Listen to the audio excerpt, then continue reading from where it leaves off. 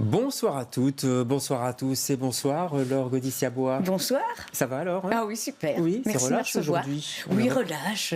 Ce jour, on est relax en fait. Pour oui, les voilà, comédiens. on peut venir participer à une interview avec vous. Faire un peu Merci. de télévision. Et on va commencer par 3 questions si vous voulez bien. Laure, si vous étiez une chanson, vous seriez laquelle?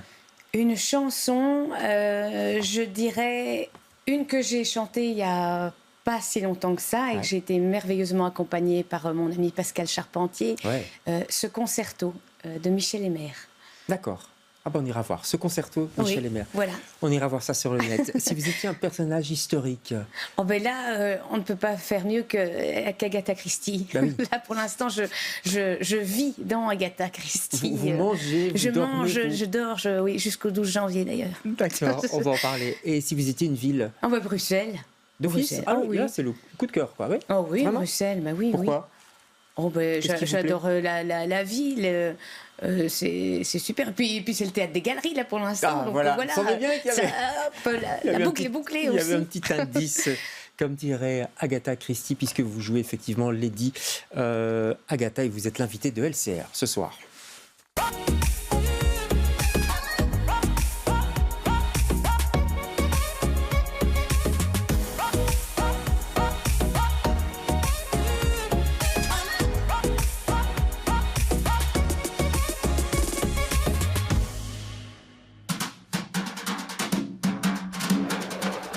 Agatha, téléphone pour vous. Oui, allô? Agatha Christie. Ah oui, c'est moi. Au théâtre des galeries. D'accord. Au plaisir. Bientôt. C'est incroyable.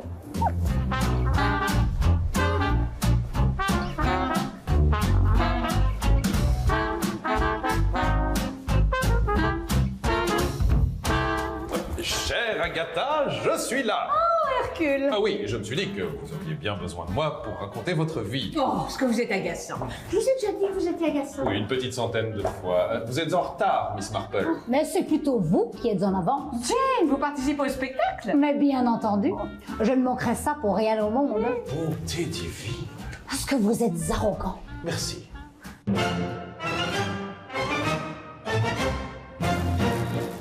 Dansez divinement bien. Merci, vous aussi. Vous êtes timide, non? Merci, vous aussi. Non, pardon, je suis... Belle. non, non, je sais pas, peut-être... non, je suis Miller. Agatha Miller. Enchantée, mademoiselle Miller. Je suis... Magnifique. Pardon. Je suis Christie. Archibald Christie.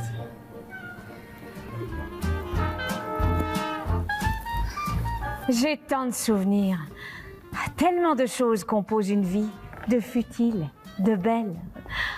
Oh, voici mon père, Frédéric Miller, et ma mère, Clarisse Margaret.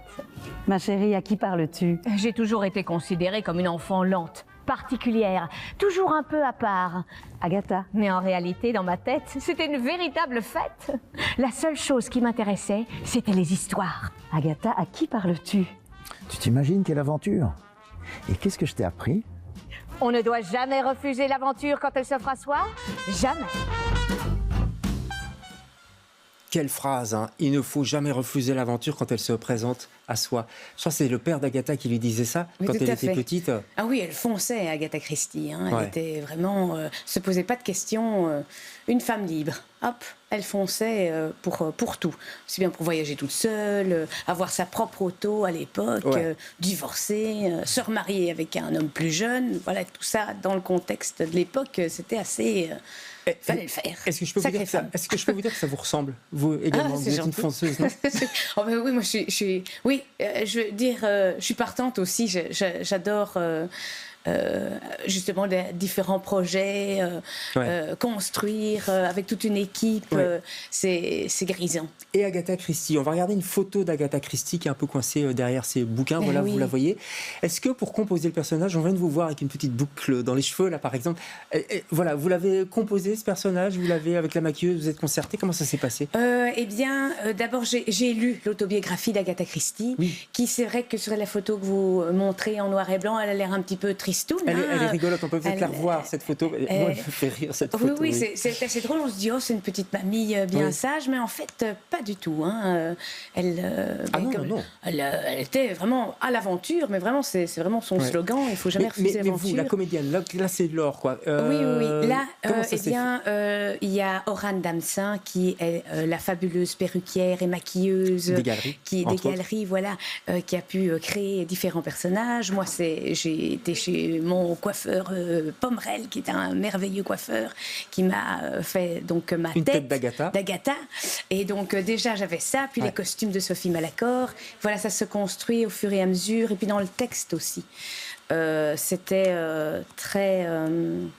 on voyait qu'elle était dynamique et c'était un peu donc dans la façon de dire le texte, c'est ça que vous voulez aussi, dire. Oui. Vous dites que je ne les ai pas cités, les auteurs de la pièce. C'est un duo, hein, Christos Mitropoulos, on est d'accord, hein, et Ali Bougueraba. Oui, voilà. Et c'est Fabrice Gardin qui avait vu cette pièce et ça l'avait Oui, et ça l'avait bien tenté. Et donc, il a pris son équipe avec qui je suis sur scène tous les soirs, Sandra Racco, Laura Fautré, Arnaud Van Parijs, Robin Van Dijk et David Leclerc pour la façade visible de l'iceberg, parce qu'évidemment il y a tous les autres derrière, vidéo, son, lumière, décor, etc. C'est un spectacle de troupe, hein, on peut le dire. Vous êtes une troupe, c'est un spectacle de tréteaux aussi. J'ai lu ça plusieurs fois. Qu'est-ce que ça veut dire pour les gens tréteaux? Ça veut dire qu'avec peu de choses, une valise, une échelle, voilà, c'est parti du principe, un petit élément, hop, son bureau, une machine à écrire, et voilà, c'était très écrit, vraiment comme une BD.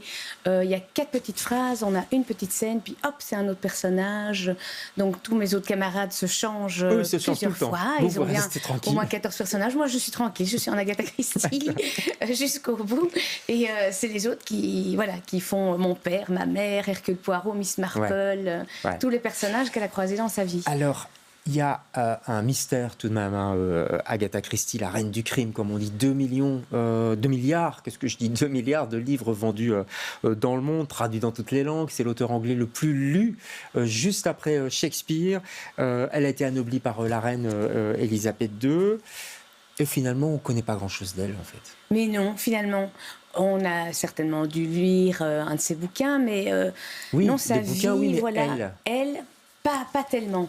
Donc c'est ça que je me suis plongée dans son autobiographie pour compléter un peu le texte de Christos Mitropoulos et Ali Bougueraba, où ça se complétait. Par exemple, il y avait une scène où j'avais la suite dans le bouquin d'Agatha Christie, qu'elle racontait son aventure, etc. D'accord.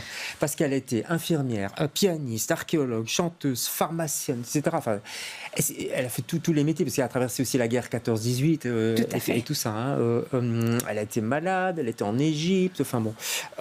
Est-ce que c'est une femme libérée? Aujourd'hui, est-ce qu'on dirait que c'est une féministe de l'époque ou pas? Oui, franchement, et je pense qu'elle était une femme libérée, féministe, mais sans le savoir. J'ai l'impression qu'elle suivait son instinct et sans se poser de questions, de faire, je veux conduire parce que je suis une femme. Non, c'est vraiment, il y a la voiture qui est là, une planche de surf, j'ai envie de faire du surf. Ouais. Parce qu'il y a son mari, l'aviateur Archibald Christie, qui jouait effectivement dans la pièce, qui va la tromper à un moment donné, elle va divorcer, et alors elle va disparaître. C'est un peu c'est le mystère Christie aussi. Elle disparaît pendant 12 jours, on la retrouve plus du tout. Tout à fait. Et on ne sait pas, en fait. On ne sait pas. Je me suis dit, je vais découvrir la vérité, elle va peut-être le dire, mais voilà, ça reste un mystère, et finalement, c'est pas plus mal. C'est un petit côté marketing aussi, finalement. Certains ont dit qu'elle avait fait ça un peu aussi pour faire vendre ses livres. Oui, il y a des versions où elle avait écrit à sa fille aussi pour dire qu'elle était dans cet hôtel et qu'elle ne s'inquiète pas. Il y a plusieurs versions, mais c'est bien finalement, elle laisse planer le mystère qui est un peu son dada, Agatha Christie. Ce serait impossible aujourd'hui avec les GPS, tout ça, ce serait peut-être un peu plus compliqué. Un mot sur Hercule Poirot qui intervient aussi dans la pièce, son personnage évidemment. Il y a Miss Marple aussi évidemment. Oui. Mais Hercule Poirot, c'est un Belge, un détective belge. Elle a découvert les Belges quand elle était à Torquay, c'est ça, sur une plage, c'est ça. Cette petite station balnéaire. Oui, voilà. Et ça fait que ça cogite. Il y a une très belle scène où Agatha Christie crée son personnage avec Hercule Poirot qui est là avec elle, et au fur et à mesure, elle crée son personnage. Les gens aiment assez bien et sont assez complices parce qu'ils connaissent le personnage et ils voient comment ça... Ouais. comment il naît, quoi. Et pas toujours très cool avec Miss Marple, d'ailleurs. Non. Finalement, Hercule Poirot, elle l'a écrit, dit-elle, il était déjà vieux quand elle l'a créé, le personnage. Oui. Et en fait, ça a eu du succès et elle voulait donc vraiment l'abandonner parce qu'elle dit c'est pas crédible. Hercule Poirot qui revient et il a 125 ans à l'âge où il fait les enquêtes. Donc elle avait envie de l'abandonner, mais voilà, le public en a décidé autrement. Il fallait ça veut dire qu'elle faisait attention à la crédibilité de ses histoires. Elle a beaucoup lu Arsène Lupin, les énigmes de Sherlock Holmes, etc. C'était important pour elle? Oui, tout à fait. Pas écrire n'importe quoi? Non, pas écrire n'importe quoi. Non. C'est quoi votre roman préféré d'Agatha Christie? Mort sur le Nil. Ah, pourquoi? Parce que c'est le premier qui... Oui, l'Égypte, le voyage. Ouais. Voilà. Il y a aussi le voyage d'Orient Express. Le crime d'Orient Express. Les dix petits nègres. Les petits nègres, ils étaient 10. Ils étaient 10, voilà. Attends, il faut changer. Il faut changer. Il y en a plein, oui. On voyage beaucoup pendant ce spectacle signé Fabrice Gardin, Oui, tout à fait. Puisque ça a été écrit vraiment des petites bulles, hop. Donc on passe de Torquay au Moyen-Orient, à Paris, chez elle, avec son mari, pendant la guerre, en tant qu'infirmière, au laboratoire en pharmacie, partout ça fuse dans tous les sens. Tout ça en restant dans son fauteuil. Voilà, c'est ça, c'est pratique. Oui. Vous êtes bien dans ce personnage? Oui, vraiment. J'ai beaucoup de plaisir à le faire. C'est vraiment un bonheur.